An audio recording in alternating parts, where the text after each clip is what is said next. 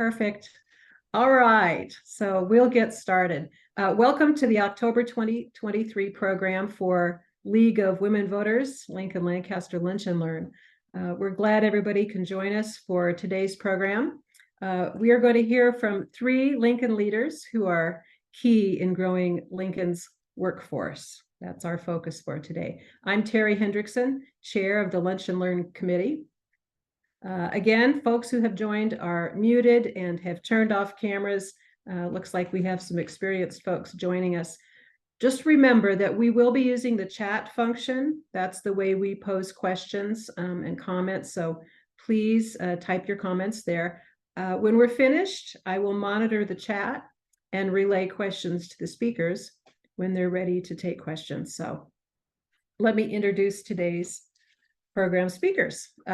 First, I'll introduce Kelly Ross, who is from Lincoln, Nebraska. She graduated from UNL with a degree in Spanish.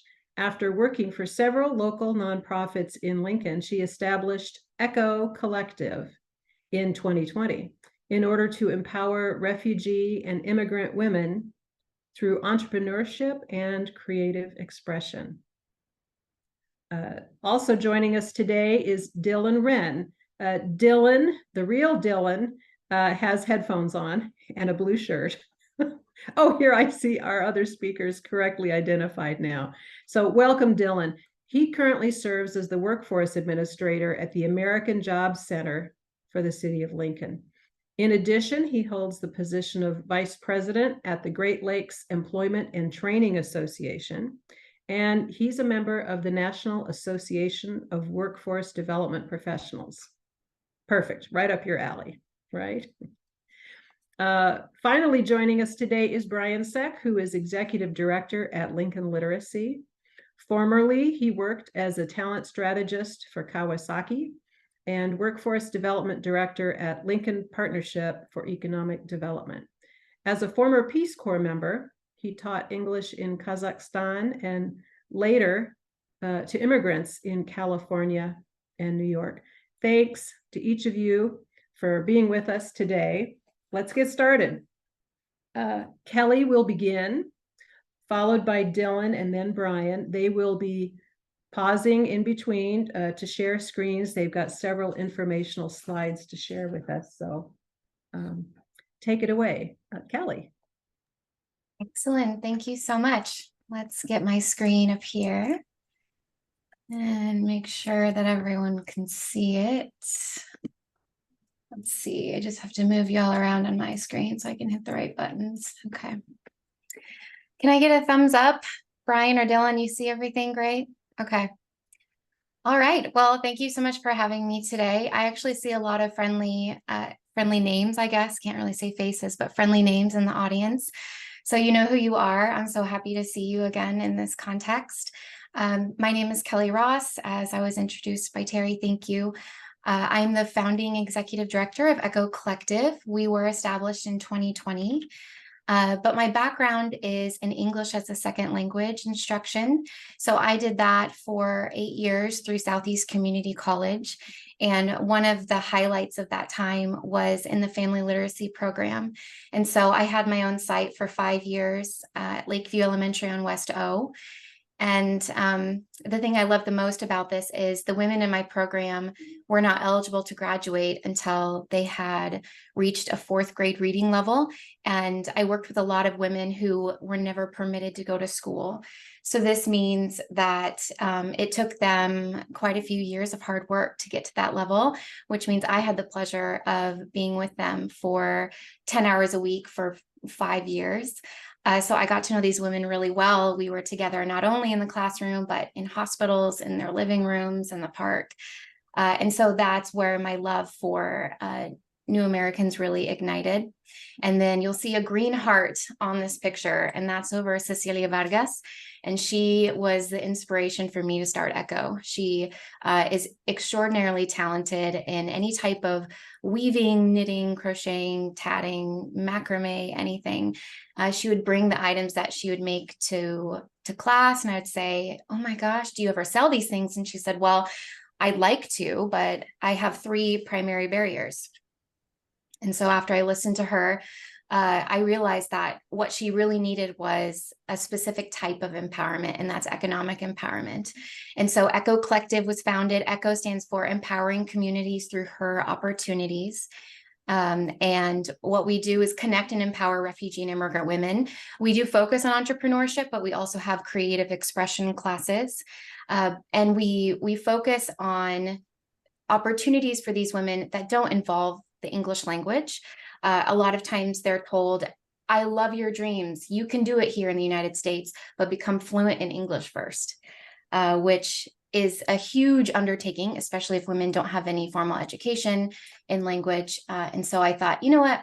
We're not going to do that way at Echo. So we welcome women of all language levels, and we make sure we meet them halfway so they can achieve their dreams. So Cecilia told me 3 different barriers. She said, I don't know how to start a business. I need education in that area. I don't have a community to support me in what I'm doing. And so I need to build my network.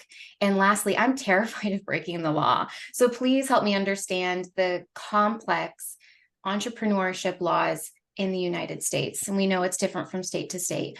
So from that, I thought, okay, I'll get a small group of women together. We'll see if this works. I'll start it with 6. And if there's no more women in Lincoln, then hey, I was able to help 6 women, and that's a huge impact. But it's turned into much more than that. We've graduated 31 women in 3 years. All of these women have fully functioning businesses. And our programs are supported by 3 very intentional pillars that match the barriers that Cecilia identified. That's business education that's friendly to her English level. We have a curriculum that's supported by the community. So we have over 35 different women come in with each cohort to speak with them, which means we're building out their network. And then we have industry-specific mentorships, because there's no way I could ever know the ins and outs of all the different industries our women represent. So we work with women all over the world. A good portion of them speak at least 3 languages. Over half of them have a full-time job in addition to their business. And of course, they're managing their homes. The average number of children is 4, so they're busy ladies. The top countries represented are Iraq, Mexico, and Ukraine. But as you can see by the map, we've served women from all over.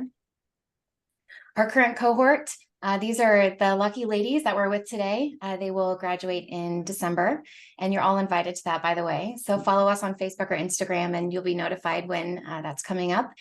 But we have women here who work with dried flowers. We have a Sudanese store, a baker, someone who's going to open a quinceañera dress store, which we don't have in Lincoln. It's a big need. Someone who works with perfumes, so they're not really pigeonholed to one type of industry. I know I don't have time to talk about Elavina, but she's one of our graduates, and remarkable woman. I'm happy to talk about her more, but she takes the proceeds from her business and she sends them back to the refugee camp in Thailand where she was raised. And this stimulates that local economy and helps her cousins and aunties send their kids to school. We also provide one-on-one coaching for women who need language services like interpreters, or women who are already doing incredible. They just need some fine-tuning with their businesses and they're fully fluent in English. So here's some examples. We have a new boy has a cleaning business. In the middle row is an esthetician. And then on the far right, we have Reina, and she's a drone pilot. You can't see it, but there's a drone in the sky right there. And then on the bottom, we have 3 ladies who have 2 different businesses, but the woman in the bottom right is Cecilia, who actually also works for Echo now. So in order to participate in our programs, a woman needs to have a business or have a really good idea to start a business. We make sure to flesh those out in interviews beforehand, speak at least intermediate level English, or be open to waiting on a wait list for us to get an interpreter, and bloom where they're planted. So that means we keep our cohort small because those aren't a lot of eligibility requirements. So we work with women who have very diverse needs. And I'm sure I've gone over my time. I should have set a timer, but thank you so much for listening to me today. And I look forward to hearing from my partners, Dylan and Bryan. Thank you. Thank you, Kelly. You did that in under 10 minutes. Okay, good. What a great overview to begin with. Bryan, Dylan, you know what's coming up next. I already have a few questions to pose to Kelly, but as a reminder to all who've joined us today, if you have questions of our speakers, please enter those in the chat. Next, we'll hear from Dylan.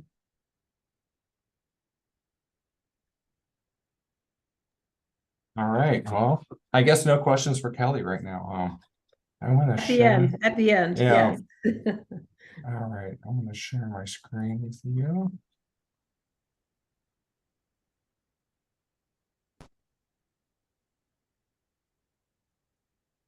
All right. Can you see my screen? All right. Well, Terry, thank you for inviting me today. My name's Dylan Wren, and I'm with the American Job Center. And like Kelly and Bryan, I also spent a year teaching English. I guess you guys spent a little bit longer than a year. So I was in the Czech Republic.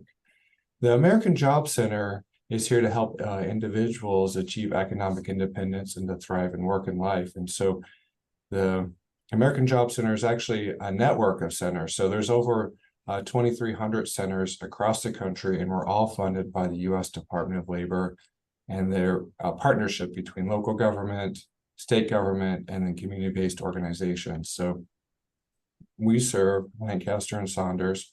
So if you're an individual that wants to work in one of these counties, or you actually live in one of these counties, we can serve you. So, and all of our services are provided at no cost. So I'm going to tell you a little bit about our job seeker services.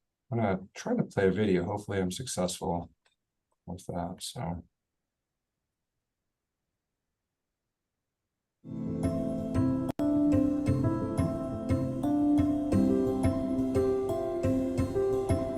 At the American Job Center, we provide services to over 500 job seekers and employers each month. Services include assistance with resumes, application submittal, and walk-in hiring events.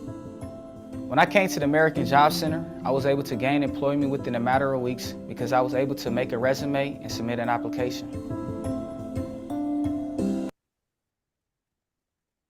So we help job seekers. It doesn't really matter what their background is, whether they want to work for the first time, they want to change careers, or this is maybe a job that's helping them go into retirement. And so it's really about helping them identify quality jobs with living wages. And, I think the connection between hard work and reward is oftentimes broken in our society. And so there's a lot of people in Lincoln that work 2 or even 3 jobs, and they still can't afford to have health insurance. They can't take a family vacation. They can't even have a sick day. And so our goal at the American Job Center is to help individuals discover careers that match up with their skills and interests and that are in demand, high wage jobs. So we do everything from helping people file for unemployment insurance to providing job training. We do mock interviews, resumes, cover letters. And so we've got partners that work with us that specialize in serving very specific populations. I won't read them all off here. If you want to visit our website, you can learn more about those target populations.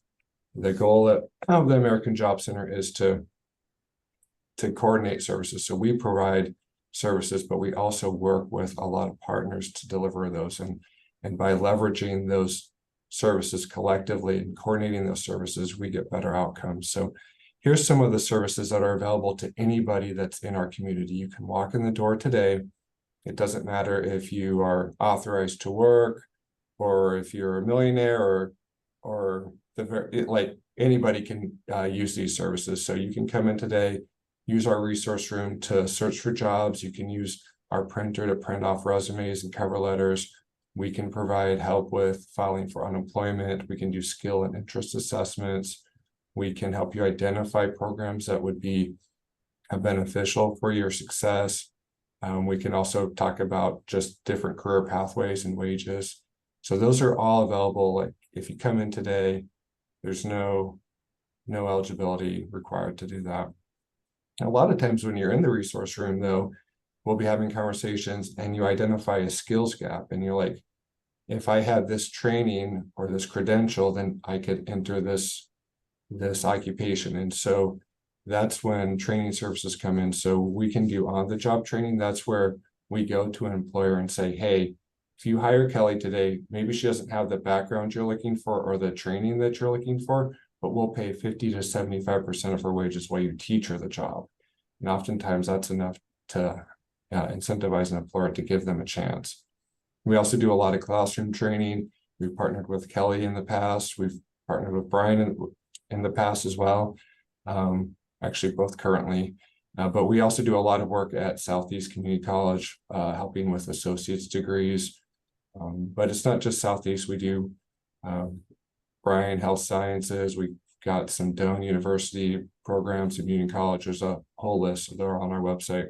We do entrepreneurship training, apprenticeships. We also work with Southeast to do GED prep, and we work with Lincoln-Lancaster and Southeast for ESL learning. So another thing we do is trial employment. This is similar to an internship where we would pay the individual's wages while they learn the job. And then at the end of that experience, the employer may or may not hire them, but there's no requirement to do it either way.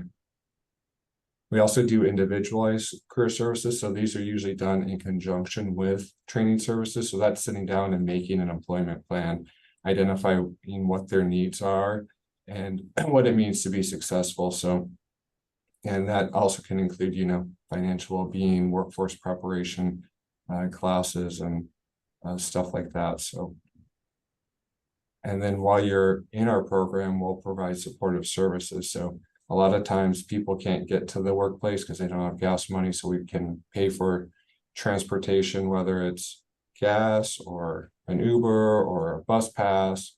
We also can do childcare and dependent care. In some situations, they miss a rent payment. We can help cover that. Or you get the surprise where, oh no, my wisdom teeth need to be removed. We can also help with those kinds of things. So really we do the full spectrum. And we also follow up with individuals after they've exited our program to make sure that they're still succeeding in the occupation that they chose. So job seekers are one of our customers, but employers are equally important, because if we don't have a good relationship with employers, we're not going to be able to place them into an occupation. So I'm going to share another video about employer services.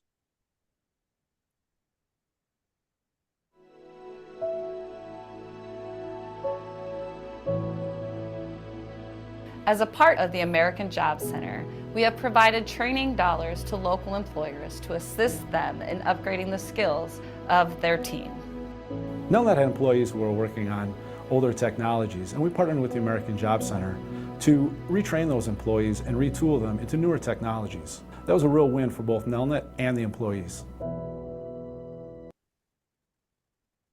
So like I said, we help employers, and we do a lot of stuff that can help augment their development of their workforce. So we help with job postings, we do referrals, we can help them explore tax credits. We provide interview space. So we've got several rooms at the American Job Center where they can do interviews. We do hiring events and job fairs. We're actually doing one right now on the rooftop of the American Job Center.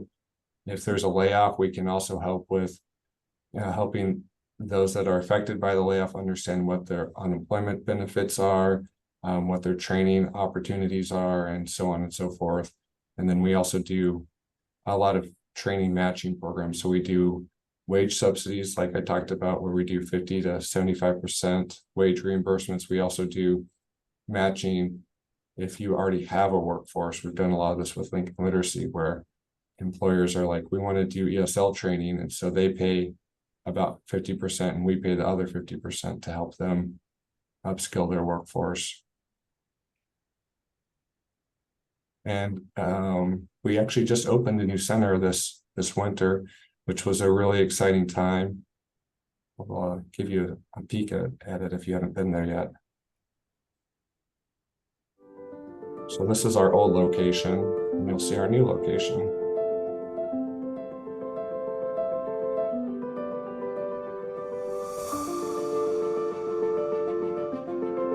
Takes a lot of steps to get to the old place.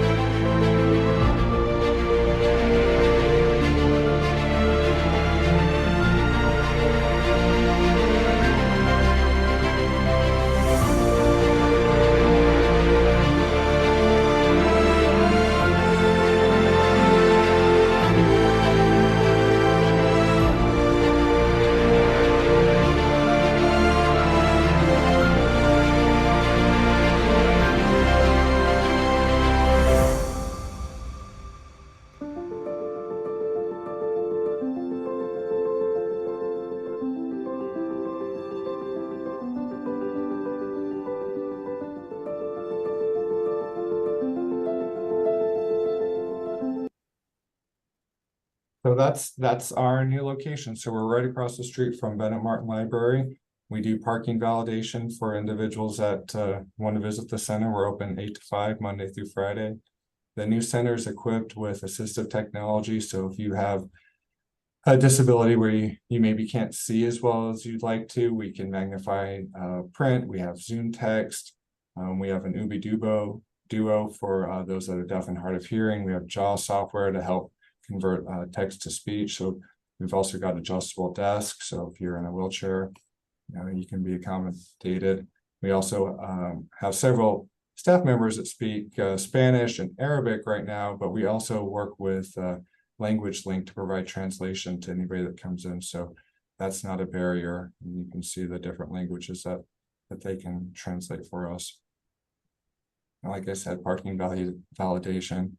These are some of the partners that we work with on a routine basis. Some of them are required partners and some of them are just good partners and they're not required at all. So, and on our website, we've got this tool called a program matcher. So if you're in our community and you're wondering what programs might I be eligible for, because there's a lot of people doing a lot of good work in our community. This is a way to figure out what might be a good fit, and then decide what aligns with what your training goals are, employment goals. So it takes about 5 minutes to complete, and then I'll send you an email with the outcomes, and our office will likely follow up with you. So the American Job Center is publicly funded. The city of Lincoln manages our center. So I work for the city government, but there's over 20 work-related programs that we work with here. And most of this is funded by the Workforce Innovation and Opportunity Act. So so much there. Dylan, we're close on time. Are you we are done. This is the last slide right here. So okay, so yeah, anyway, if you want to visit our program matcher or make an appointment or visit us, it's up at our website, ajc.lincoln.gov. Terrific. That's a ton of information in a little bit of time. We're grateful you're able to kind of roll through things quickly so we can hear from everyone. Thanks again. Next, we'll hear from Bryan. And meantime, those of you who've joined us today, please do make use of the meeting chat to type in a question. We'll get to those here at the conclusion of Bryan's presentation. Take it away, Bryan. Okay. Dylan, can you see that screen okay? Awesome. Sure. Look at that. So we went 3 for 3. I'm proud of us. Yeah, so my name is Bryan Seck. I'm the executive director of Lincoln Literacy, and Terry's much lesser half, plain half, was the director for 17 years. And I will be at my 1-year anniversary here in a few weeks. And since Lincoln is 3 degrees of separation, Dylan Wren is on the Lincoln Literacy Board, and I serve on the American Job Center Board.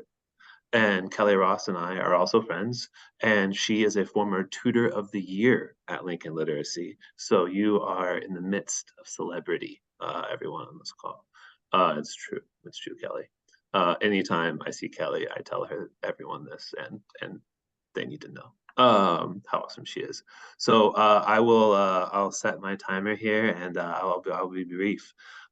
So here at Lincoln Literacy, we teach over 1,000 students per year from 50 different countries, English at all levels, from 0 beginner English all the way to very advanced. And we also have what's called the Bridgeway to a Better Life, which is where we help people who are trained in their home country, doctors, lawyers, notaries, accountants, you name it, to get back into their home career and the process on how to do that. We provide individualized career navigation, and we also have classes that people can take to prepare themselves for, say, the CNA exam, a certified nursing assistant, or the praxis, which is how you become a teacher, or it's not a good example, like accounting, all these different pieces, but we'll talk about that. But overall, we serve about 1,000 students per year from 50 countries. So one thing that's really interesting that you may know, but I didn't when I first moved here 10 years ago, is that Lincoln's 9% foreign born. So you think about a population of 300,000, 30,000 of those folks were not born in the United States, and from much more than 50 countries. That's who we serve. So there's over 100 languages being spoken in Lincoln any day, and it's just incredible how diverse we are as a community.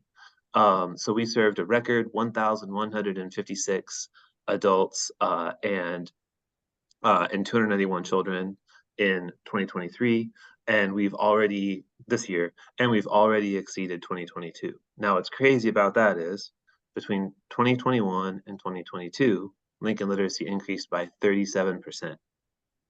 This year, we surpassed that record-breaking number in July of this year. So we're looking at 1,300 probably.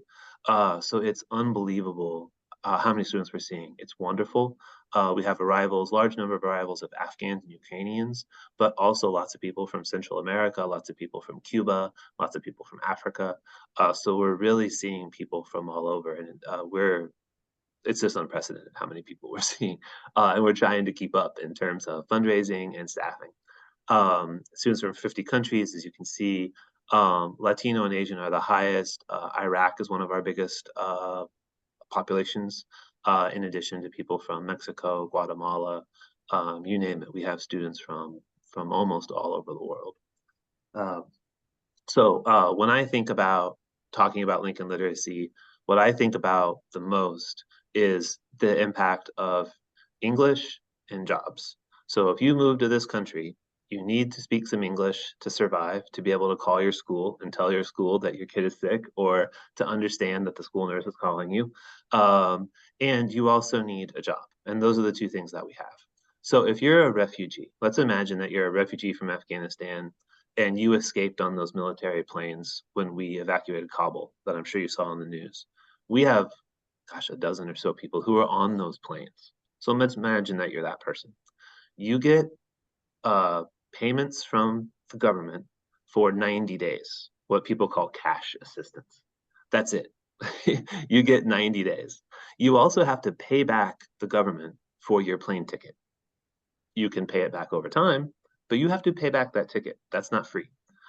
You get 5 years of eligibility for Medicaid, and you get eligibility for assistance with housing if you can find a landlord who can take it. So people who come here as refugees and people who come here as immigrants don't get a ton of cash assistance. It's very little. So it's just imperative that people get enough English and get a job so that they can be successful. Now, here's the good news. There are 14,000 open jobs in Lincoln right now. 14,000. There are less than 2,000 people on unemployment. And the reason I put the unemployment rate as 2 point nothing is it changes all the time, but it's always like 2.1, 2.2, 2.1. And I've worked with people in poverty for the last 10 years in Lincoln. I used to serve as the homeless outreach specialist for LPS. I've been in every trailer. I've been everywhere in this town. I assure you that the people on unemployment are largely not healthy. They're not able to work full-time jobs. We need all the people that we can get to come to our town to fill the jobs. Kawasaki is hiring like crazy. Kawasaki starts at 20 bucks an hour. That's 40 grand a year. Bryan Health, all these places are hiring and they can't find enough people. So Lincoln Literacy is really a pipeline for all of our employers for their next generation of talent, in addition to, of course, people coming out of LPS and the university. Many of our students have knowledge and certificates from their home country. Those degrees are largely not valued here. There's no accreditation. So a lot of times people have to start over. So a good example is Dr. Karimi. She is an Afghan gynecologist from Kabul. And we had to have a difficult conversation with her that her medical degree, which she worked very hard for, is not worth anything here. And she can start as a CNA, which is, as you know, in healthcare, the very lowest level. And so we got her a job. She did our CNA prep class. She took her CNA exam. She passed it. And now she's a CNA. And we're also, through a separate grant, we're paying for her to get her surgical tech degree, which is an associate's from SCC. And she will be a doctor again. She's very young, so she has plenty of time. But I give you this example to say, a lot of people have a ton of knowledge. So that person who's working at Taco Bell, that person who's working at Kawasaki, there's a good chance that they're like a professor of engineering in their home country. And so a lot of what we do at Lincoln Literacy is identifying people who have dreams or have education and then connecting them to that education source, referring them to Kelly if they want to start businesses, referring them to Dylan for job assistance, placement, resume assistance. So Lincoln Literacy is one spoke in the wheel to help people get what they need to really integrate into our community, be successful, and just become our neighbors, which is who they are. We refer to our students as our newest neighbors, and that's really how I see it. Of course, employers want multilingual people, and what students struggle to access is certificated jobs. And so a lot of what we do at Lincoln Literacy is help prepare people for that. We have another class to help people prepare to become a para-educator and a teacher in LPS, which has also been very successful. The woman on the left, she is from Venezuela. She is a petrochemical engineer, which means she's an oil engineer. And she wasn't able to get a job here because her engineering degree from Venezuela didn't catch the eye of employers here. So she works with us, and now she's a special education para at Everett Elementary School, which is largely Spanish speaking. She's from Venezuela and she loves it. And she's going to go on and be a science teacher, which is really exciting. The gentleman on the right is from Mexico. We teach English at 9 different businesses to help their employees increase their English knowledge, understanding of safety, but also promotions and benefits. We teach what is a premium, what is insurance, what is a 401k. We teach that to employees so that they better understand it. He's a welder, and he's since been promoted to supervisor. 9 people have been promoted who coming out of our Kawasaki classes. I show you this to say there are more baby boomers than any other generation. And so when I think about how Lincoln's going to grow in the future, as boomers come off of the workforce, we need more immigrants and refugees and people in general to work and to even out this loss because there are not enough members of my generation to take the place of boomers. It's just a bigger generation. We also have a Career Ladder, which we talked a little bit about. Career Ladder is the program that we share along with other agencies to help people in their home careers get back into what they do. This is Sherry. She leads our para-educator program. She's a superstar. And our mission is really to strengthen our community by teaching English and all the skills that go around. And then my last minute and a half for a community of caring. This is our crazy schedule. We teach 6 days a week, 9 a.m. to about 8 p.m. when it's all said and done. This is one of our CNA prep classes. You can see Clay in the background there. This is one of our also students who became a para. She's now teaching at LPS.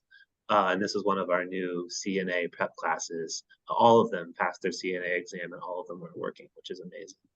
And I'll leave you with this. These are all of our classes. So you can see all of what we do from English to GED to workforce development, you name it, we do it. And so we're really meeting our students where they are.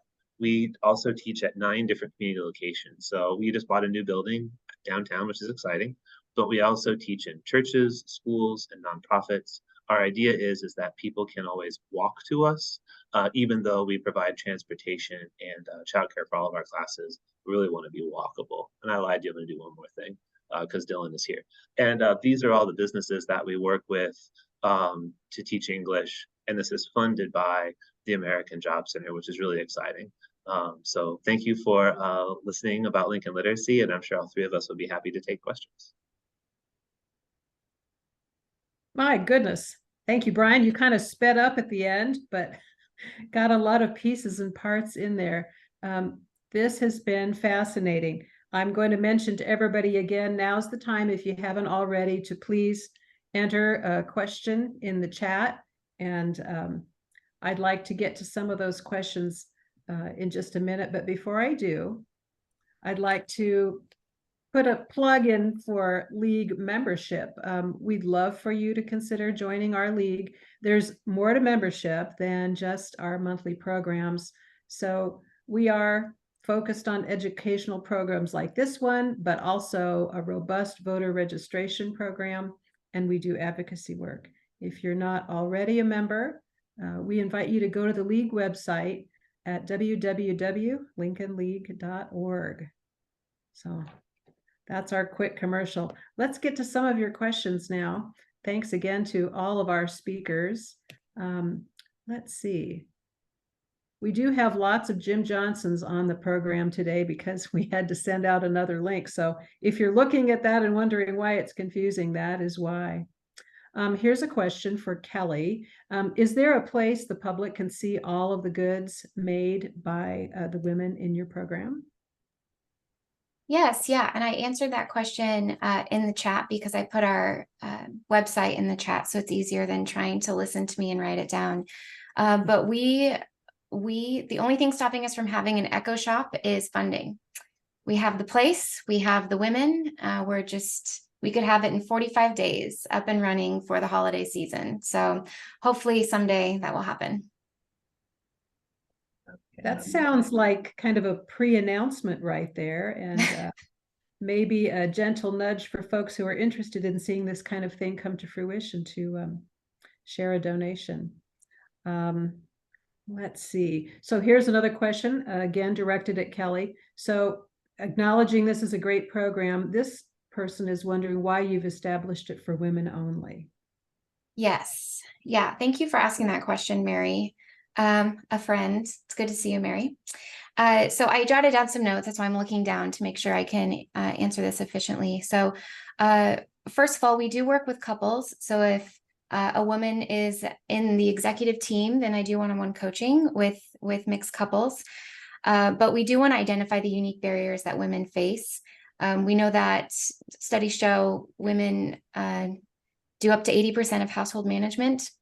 And there was just an Economist article that came out, I think yesterday, and Melinda Gates cited International Labor Organization stating that women are putting in 12.5 billion hours for free every day. So there's definitely an imbalance economically for women having the power to support themselves and their families. And then lastly, when you're talking about your dreams, that can be a very intimate setting. There are tiers in classes. We talk about fears, we talk about confidence, we talk about domestic violence, we talk about access to family planning. We talk about a lot of things that are quite intimate. And so we try to keep those conversations women only and then refer out when the situation gets to something that we're not qualified to handle. Thanks for the question, Mary. Excellent, thank you. I just want to call to everyone's attention that Dylan has entered performance outcomes for the Job Center. There's a link there if some of you would like to take a look at that. I have a quick question before I move on to some others. And this question is for Dylan. What is the American Job Center budget? You do so much and a lot of underwriting with, if you will, and funding. Can you give us in round figures what your annual budget is? Yeah.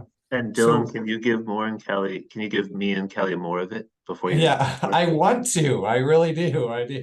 Right now, we're working with about $1.3 million from the U.S. Department of Labor, and then the city throws in probably about $100,000 just to augment some of that. And then we get some subsidies from our partners that work in here. So required partners have to pay for some of the costs required here. So short answer, about 1.3. Okay, that's pretty robust. I'm going to roll through some other questions here again and keep them coming if you think of them, folks. Kelly, what percentage of Echo entrepreneurs have their businesses operating from 1 year from completing their program? I can give you our statistic for now. So that includes women who graduated in 2020 up until women who graduated in May. And that percentage is 98%. Fantastic. Dylan, similarly, what percentage of clients are fully employed 1 year from graduation? Yeah, so on that link there, you can see the details for different programs, but I'd say just in general, you're looking from about 65 to 80%, depending on the program. So our emphasis is on serving the hardest to serve. And so when you're doing that, some people are gonna need more assistance, and that's why we do follow-up services. So Very good. Yes. Bryan, are clients able to get into their trained careers without having to start over? For example, passing a U.S. professional qualifying exam without years of additional training? Yeah, the answer to that is it 100% depends on the profession because all of these professions have different licensure requirements. So, for example, dentists, you are dead in the water if you're a dentist from any other place in the world and try to come here. You could set it on fire. It's insane how strict they are in dentistry. Now, what we do is if we have a person who's a dentist, we'll get them started in dental assistant school at SCC and then start them on the process. But you can't just come in and be a dentist. I have a buddy of mine who's my dentist who's from Brazil, and he had to literally start over after becoming a dentist in Brazil. Other places, it depends. So if you're an engineer and you're working on, if you're not a lead engineer on a project, if they see that you can do the work and you can do this CAD drawing, you can do the skills, they'll hire you. Recently, we helped an Afghan person get hired at Olson without having a U.S. engineering degree because they just thought he could do the work. So it depends. It depends on if the job requires licensure or if the job just requires you to be able to demonstrate the skill. That's really the big thing.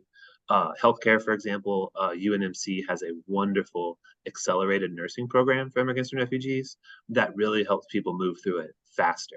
Now, the trick is your English has to be really friggin' good to make it through that program because it's so accelerated. So really, we funnel most of our students through SCC just because they tend to be a little bit more, I don't know how you would say, a little bit slower in their class speed. But if we have somebody who has really great English, who was a healthcare professional, we'll get them in that UNMC program like tomorrow. It truly depends on the profession. Okay, Okay. very good. I'm just going to pose a few more questions for the good of the recording, so people who will be watching this in later weeks and months and maybe years will know. To each of you, do you include folks with disabilities in all of your services? Kelly, you want to take that one first? Yeah, yes, we work with women of all abilities. And I think sometimes a lot of people think of maybe physical abilities first, but we do work with a lot of women who, were not permitted to go to school. And sometimes that seems like that's the barrier, but when we dig deeper, it might be more of a learning disability. And so, yeah, we're happy to work with women of all abilities. Thank you. Yeah, same here. We want to make all of our services accessible to everyone in our community. So we'll do what we can. We've got funds to help. Let's say that we're helping somebody that needs a workplace like adjustment, like if they need a special desk or something like that, or a chair, we can help pay for those things even. So yes, absolutely. And like I mentioned, we've got some assistive technology tools to help in the resource room as well. So yeah, and for Lincoln Literacy, we're also open to people of all abilities. We have a superstar tutor who utilizes a wheelchair at a couple of our sites. She teaches like 3 nights a week. She's amazing. And our building is ADA accessible. And like Kelly said, there's a lot of invisible disabilities. We work with a lot of people who've experienced a lot of trauma, who've seen stuff that most of us cannot imagine. So we really work through that too and make referrals to Health 360, which is the Lutheran Family Services that provides low-cost mental health care in kind of a non-stigmatizing environment also. So we do a lot of referrals. Thanks for those. I have a question about how women are most commonly or unusually finding the services that Echo Collective offers. Because I don't know, this may be the least well-known program that we're covering today, fairly new, great successes. How are women finding you? Maybe you have a story. Well, I do have a story. I don't know if it's an exciting one, but before I started Echo, I worked at a lot of different nonprofits. I worked with a lot of different nonprofits. As you heard Bryan say, I was at Lincoln Literacy for 4 years. And so fortunately, I have really good relationships with the other organizations serving new Americans in town. So when they heard that I was doing something wild on my own, they trusted me enough to start referring women who qualified for our programs. But the exciting twist is our last cohort, we had 4 women, and all 4 of those women were referred by graduates from our program. So we have seen a huge surge in women who are being directly referred from women who have already been through the program, which is a great testament to what we're doing. Thank you. I'll again call attention to folks who want to make use of the links that have been provided in the chat. Thank you. That's super informational. We'll see if we can supply that on our website as well when we post this program. I'm wondering if each of you would answer this question. What are you hearing from in the community that is the greatest need? I mean, I know we have a lot of open jobs. Maybe Dylan, you're hearing something. Bryan, you're hearing something else. Kelly is kind of a niche service, but what is most needed in our community right now? Humans. If you talk to any business leader, what they'll first thing out of their mouth is they'll say that they can't find people. That's, you talk to anybody. And especially go rural.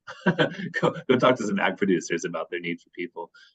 Just people. I just got done working at Kawasaki, and we hired 60 people a month that couldn't satisfy the demand for the products that Kawasaki makes. So it's people. On the Lincoln Literacy side, let me leave you with this. We would love you to be a volunteer tutor. So the lifeblood of Lincoln Literacy is our 150 plus volunteer tutors, just like Kelly was, who teach 1 or 2 times a week at one of our 9 community settings. We're seeing such high demand that we're actually having to put students on wait lists because we don't have enough tutors. So we have it's an upside down pyramid, and then I'll shut up. It's about 1,300 students served by 150 tutors, served by about 35 staff members. So we're able to serve over 1,000 people with a pretty small staff footprint because of volunteers. So if that's something that you're interested in, I'll put my email in the chat and share my website. And if you're interested in that, we would love to have you. I would echo what Bryan's saying. Oh, sorry, Terry, go ahead. No, I just wanted to thank Bryan for that and cue you up next. Thank you. I would echo that. I think it's about getting more people to participate in the workforce. And I think all 3 of our organizations are trying to help individuals that have barriers that keep them from participating, overcome those. You know, I think childcare is a huge one that keeps primarily women from participating because it costs so much money. And so it's hard to even incentivize, like the incentive to work. You have to make a lot of significant dollars to even want to do it because it doesn't make sense on paper. And so I think childcare and transportation are 2 of the key barriers that are preventing a lot of people from working. I mean, they're still working, they're just not working on the statistical side for labor, you know, when they calculate that stuff. So Okay. Yeah, Dylan said it. Childcare. Of the women that we work with, our population, that's the biggest barrier, because obviously they're not going right into a 40-hour work week, even if they're being paid minimum wage. They're going into their own enterprise, and that is not high paying right off the bat. And so they can't afford to pay for childcare. So we work with them. We have really flexible schedules, but as a community, childcare is one of the biggest, affordable childcare is one of the biggest issues right now. And then on Echo's side, you know, it takes a lot to work with these women, and we've had an overwhelming increase in women who want to work with us. And so I was actually looking over, I have a sticky note on my whiteboard right here of all the women on our wait list that it just stares at me when I come into work every day. I have 8 women on our wait list, and we're probably 6 to 9 months out from working with any of them. And, you know, there's two different solutions for that. There's some software and some subscription-based services that can make my job easier so I could actually work with these women, or hiring more folks. It's both, a mixture of both. But either way, we're just looking for that increase in funding so we can serve my wait list. We're getting to some things that I didn't even anticipate, and I anticipated some good information. We'll see if there are any more questions that pop in our remaining minute or two, but while we're pausing for a moment, I just want to remind everybody that we do this the first Thursday from noon to 1. We have a Lunch and Learn program. Our November program will feature David Corey, who will be enlightening us about the City of Lincoln's 50-year plan. David is the Director of Planning for Lincoln and Lancaster County's Planning Department. They're always looking ahead, so plug that into your calendar and anticipate another good program the first week in November. I also want to give a shout out to the committee that makes this happen. I'm making introductions and monitoring chat, but Lunch and Learn has a great committee of dedicated folks, including Jim Johnson, Judy Cook, Nancy Comer, Paula Urich, Karen Dienstbier, Diana Shimmick, and Kate High. So thanks to all of those. I don't know that we see any other questions in the chat, but I wonder, in the remaining 4 minutes that we have, would each of you like to make a few final remarks before we sign off? You're welcome to. Sure, I'll just, there was one question, Terry, that just popped up. Jean asked, what is being done to eliminate the certification barriers for skilled labor who arrive from other countries? Nothing. A lot of these industries are wanting to protect. The dentists don't really want more dentists. That's more competition. So some of the industries are not as interested in having more people. So and then there's also not one way to solve that, because different government entities, Department of Labor, DHHS, govern these things. So there's not one way to change that barrier. It's hard. The answer is it's hard. And some of it's federal. So that's it too. So we work with our partners, we make it happen, but there would not be one solution. And then I'll close with this. If you're thinking about some end of year giving, give it to Kelly. Her program is fantastic and just has such amazing outcomes. It's really awesome. So if you're thinking about some end of year giving, put it towards ECHO with my vote. Thanks, everybody. Thank you. Shaking his head. He's like, what kind of guy is in this position now?